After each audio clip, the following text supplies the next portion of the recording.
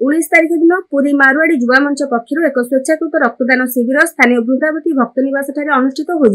एठारे मारवाड़ी युवा मंचर अनेक युवक युवती मोट 111 यूनिट रक्त संग्रह करा।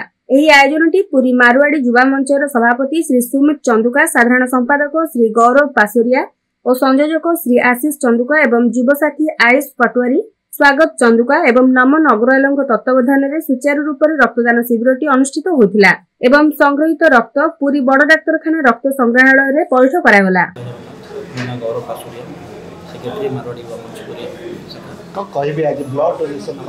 मेगा ड्राइव जोटा कि 7 दिन धरी सारा मेगा ड्राइव हो लक्ष्य रखा 15,000 प्लस यूनिट और पूरी शाखा आज ब्लड डोनेशन कैंप आयोजन कर वृंदावती निवास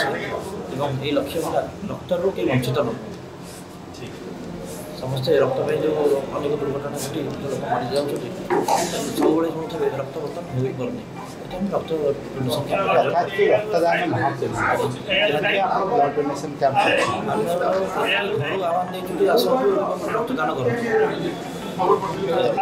अतिथि भाव में श्री मान्यवर एमपी श्री संबित पात्र आम अनुष्ठान यहाँ मारवाड़ी युवा मंच और आम ओडिशा मिसिक काम 150 प्लस यूनिट कलेक्शन कर